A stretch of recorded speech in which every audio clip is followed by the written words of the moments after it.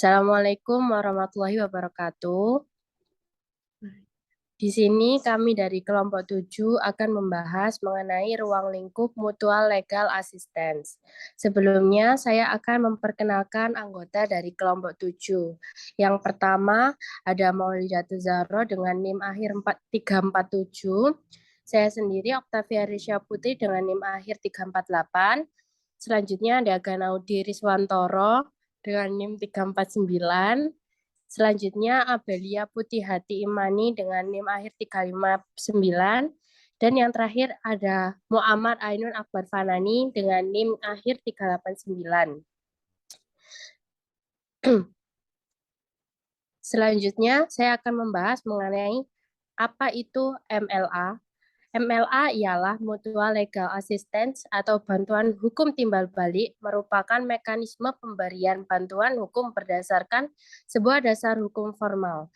Biasanya dalam pengumpulan dan penyerahan bukti yang dilakukan oleh satu otoritas penegak hukum dari satu negara ke otoritas penegak hukum di negara lain sebagai respon atas permintaan bantuan.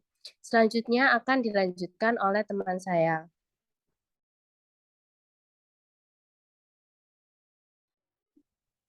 Selanjutnya yaitu Mutual Legal Assistance, salah satu bentuk perjanjian yang dibentuk di antara negara-negara dalam upaya mengatasi maraknya kejahatan transnasional terorganisasi, seperti kejahatan narkotika dan psikotropika, kejahatan pencucian uang atau money laundering, dan sebagainya.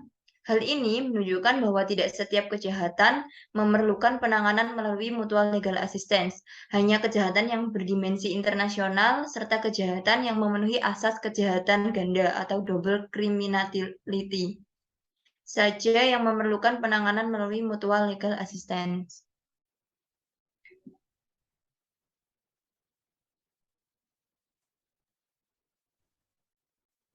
Baik, selanjutnya yaitu pencegahan dan pemberantasan kejahatan transnasional terorganisasi dalam kaitannya dengan mutual legal assistance. Next. Mutual legal assistance merupakan lembaga yang relatif efektif untuk diterapkan dalam upaya pencegahan dan pemberantasan kejahatan transnasional terorganisasi dibandingkan dengan lembaga ekstradisi. Kendala yuridis dalam penanganan kejahatan transnasional terorganisasi lebih disebabkan oleh adanya perbedaan sistem hukum pidana di antara negara anggota ASEAN. Ada negara yang menganut sistem kontinental dan ada pula yang menganut sistem Anglo-Saxon. Perbedaan besar terutama terdapat dalam sistem peradilan pidana, yaitu ada yang menganut due process model atau DPM, lebih menitik beratkan pada perlindungan HAM bagi tersangka sehingga menimbulkan birokrasi yang cukup panjang dalam peradilan pidana, dan ada yang memilih Crime Control Model atau CCM, menekankan efisiensi dan efektivitas peradilan pidana dengan berlandaskan asas praduga tak bersalah.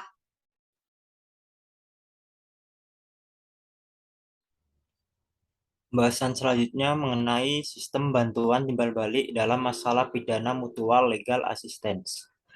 Next. Di antara negara-negara ASEAN, tinggal Kamboja, Filipina, dan Thailand yang sudah menandatangani dan belum meratifikasinya. Perjanjian tersebut mewajibkan para pihak untuk memperlakukan upaya-upaya MLA seluas apapun antara satu sama lain dan terkait pada legislasi nasional negara yang diminta. Perjanjian ini mencakup berbagai jenis MLA yang biasa dapat ditemukan di dalam perjanjian-perjanjian bilateral. Misalnya, hal-hal terkait pengambilan bukti, pencarian, dan penyitaan aset. Kerjasama internasional bertujuan mencegah dan memberantas kejahatan.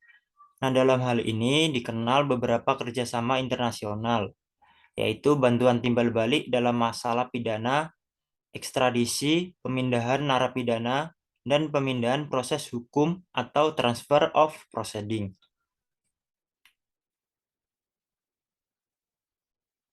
Selanjutnya akan dijelaskan teman saya.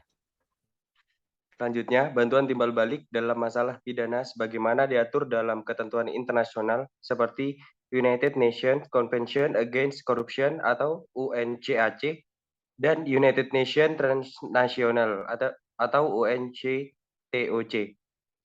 Memandatkan bahwa kerjasama hukum antar negara dalam masalah pidana harus berlandaskan pada beberapa prinsip hukum umum, antara lain A. Kecukupan bukti atau sufficiency of evidence, B. Kriminalitas ganda atau ganda criminality, C. Resiprositas atau reciprocity, D. Kehususan atau aturan dari speciality use limitation, yang E. Ne bis in idem atau bahaya ganda.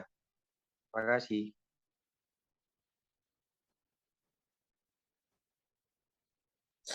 Sekian presentasi dari kelompok 7. Sudah.